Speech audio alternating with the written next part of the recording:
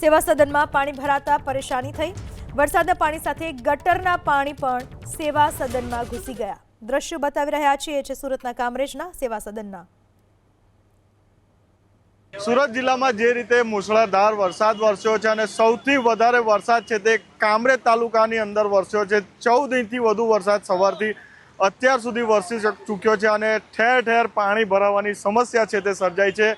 હાલ આપણે કામરેજ મામલતદાર કચેરી એટલે કે તાલુકા સેવા સદનમાં છે।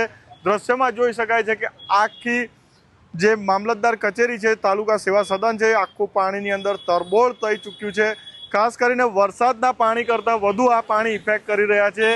આ જે ગટરો ઉભરાઈ રહી છે ખાસ કરીને NH48 દ્વારા NHAI દ્વારા જે ગટરો બનાવવામાં આવે છે અને તેનો યોગ્ય નિકાલ નથી અને જેના કારણે આ તમામ પાણી છે તે ગટરોમાંથી ઉભરાઈને હાલ છે તે સર્વિસ રોડ પર અને મામલતદાર કચેરીની અંદર પણ હાલ છે તે ભરાઈ ચૂક્યા છે। તમામ જે મામલતદાર કચેરીના કર્મચારીઓ છે તે હાલ તમામ છે તે બહાર આવી ચૂક્યા છે અને દ્રશ્ય જોઈ શકાય છે કે મામલતદાર કચેરીની બહારનો જે આખો સર્વિસ રોડ છે તે પણ લગભગ 1 કિલોમીટર સુધી આખા રોડ પર છે તે 1-1 ફૂટ પાણી જેટલા ભરાઈ ચૂક્યા છે।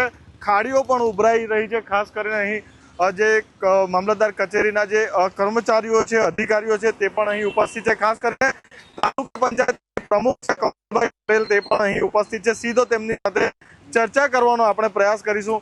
કૌશલભાઈ, કેવી પરિસ્થિતિ, કેટલો વરસાદ પડ્યો છે?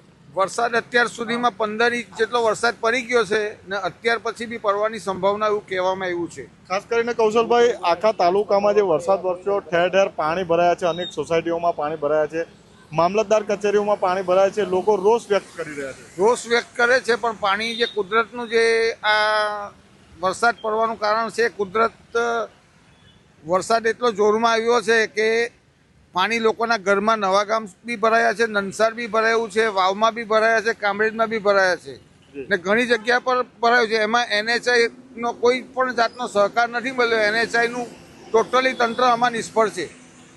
આપના દ્વારા શું શું કામગીરી કરવામાં આવી છે, કઈ રીતની હાલ છે તે સેવા કરવામાં આવી? અત્યાર પછી અમે ફ્રૂટ પેકેટની અત્યારે 500 ફ્રૂટ પેકેટની અમે જોગવાઈ કરી છે અને બીજી અમે ચાલુ કરીએ। જેમ જેમ ખબર પડશે તેમ તેમ અમે ફ્રૂટ પેકેટનું વિતરણ ચાલુ કરશું।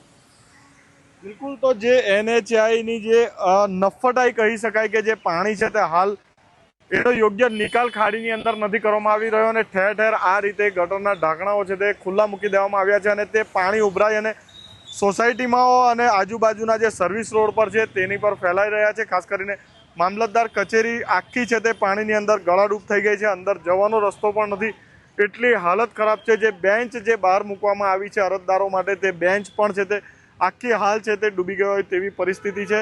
મામલતદાર કચેરીના 3જા પગથિયા સુધી આ પાણી છે તે હાલ પહોંચી ચૂક્યા છે। મામલતદારની ગાડી હોય કે અધિકારીઓની ગાડી હોય તે પણ હાલ છે તે બહાર સુરક્ષિત રીતે કાઢી લેવામાં આવી છે।